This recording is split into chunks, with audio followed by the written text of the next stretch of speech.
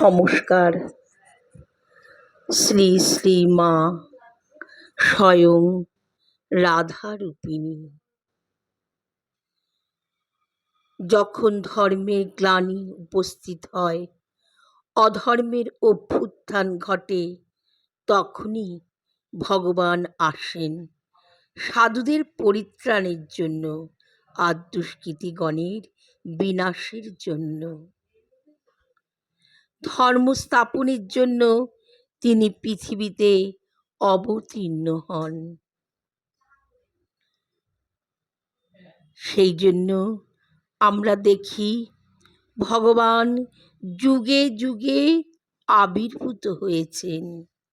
শ্রীরামচন্দ্রের সঙ্গে এসেছিলেন সীতা দেবী, শ্রীকৃষ্ণের সঙ্গে এসেছিলেন শ্রী রাধিকা, বুদ্ধদেবের সঙ্গে যশোধরা, শ্রী চৈতন্যর সঙ্গে বিষ্ণুপ্রিয়া।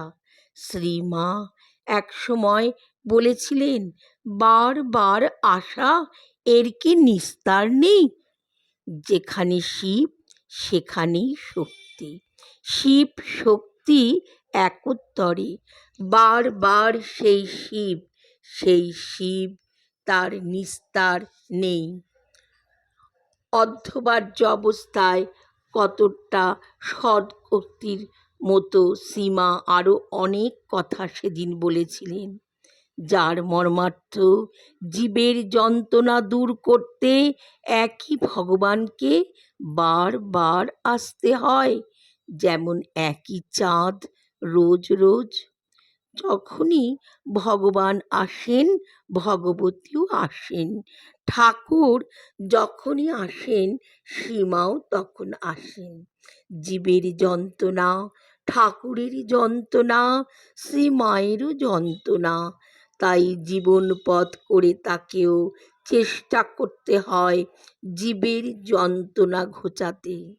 ঠাকুর শ্রীরামকৃষ্ণদেব নিজে সুস্পষ্টভাবে বলেছেন যে রাম সেই কৃষ্ণ, যেই এই দেহে রাম কৃষ্ণ। সারদা দেবীকে তিনি নিজের শক্তি হিসাবে ঘোষণা করেছেন। সুতরাং ভারতীয় চিন্তাধারা অনুসারে আমরা বলতে পারি, রাম অবতারে যিনি ছিলেন সীতা, কৃষ্ণ অবতারে যিনি শ্রী রাধিকা, ইদানিং তিনি শ্রীরামকৃষ্ণের শক্তি সারদা দেবী। সারদা দেবীর রাধারূপ ধরা পড়েছে নানা উপলক্ষে, নানা জনের কাছে।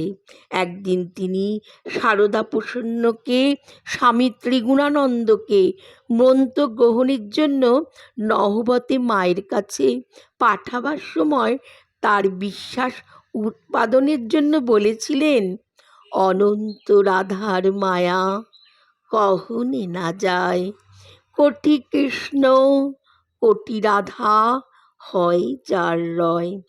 এই উক্তিটির ইঙ্গিতে সুস্পষ্ট বোঝা যায়, দক্ষিণেশ্বরে শ্রীরামকৃষ্ণদেব একদিন সারদা দেবীর উপস্থিতিতেই গৌরীমাকে কৌতুক করে জিজ্ঞাসা করলেন, বলতো গৌরী দাসী, তুই কাকে বেশি ভালোবাসিস? রঙ্গময়ী গৌরীমা উত্তরে গান গেয়ে উঠলেন, রাই হতে তুমি বড় নও হে বাঁকা বংশীধারী, লোকের বিপদ হলে ডাকে মধুসূদন বলে, তোমার বিপদ হলে পরে বাঁশিতে বলো রাই কিশোরী। গান শুনে মা লজ্জায় গৌরীর হাত চেপে ধরলেন, আর শ্রীরামকৃষ্ণদেব হাসতে হাসতে তিনি নিজের ঘরের দিকে চলে গেলেন। পরিষ্কার বোঝা গেল, গৌরীমার সঙ্গে তার কোনো মত পার্থক্য নেই। সীমাকে একই সঙ্গে তিনি এবং নিজের থেকেও শ্রেষ্ঠতর বলে স্বীকার করে নিলেন। সেই আমার রাধা, কৃষ্ণের স্বয়ং রাধা। 1301 সালে সীমা যখন বৃন্দাবনে যান, একদিন যমুনার জলে অবগাহন করবার সময় তিনি ভাবাবিষ্ট হয়ে পড়েন। যমুনার জলকে তার মনে হলো কৃষ্ণপ্রেমের ধারা, আর মনে হয় মা যশোদার নীলমণি যেন তাকে লুকিয়ে রেখেছেন। রাধা ভাবের গানে মায়ের বিশেষ প্রীতি ছিল।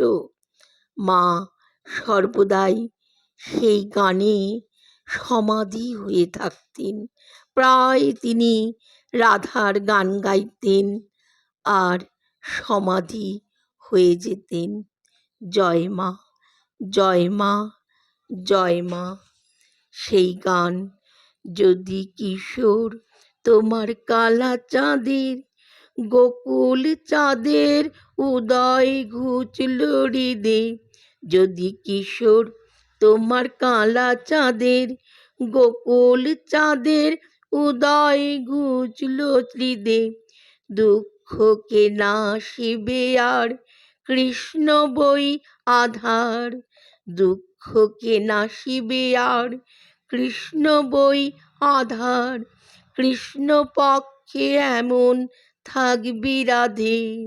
যাই আমাদের যথা আমাদের মধুসূদন, শুনব না তোর বারণ, মানব না তোর রোদন, প্যারি গো আমরা থাকব না তোর সদন, কৃষ্ণ ত্যাগীর বদন দেখতে নিষেধ আছে পুরাণে বেদে। মায়ের এইরকম গান মাঝে মাঝেই গেয়ে উঠতেন।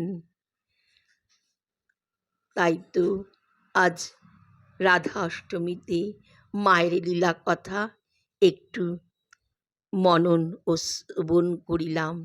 সকলের মাথায় মায়ের আশীর্বাদ বর্ষিত হোক। সকলে ভালো থাকুন, সুস্থ থাকুন।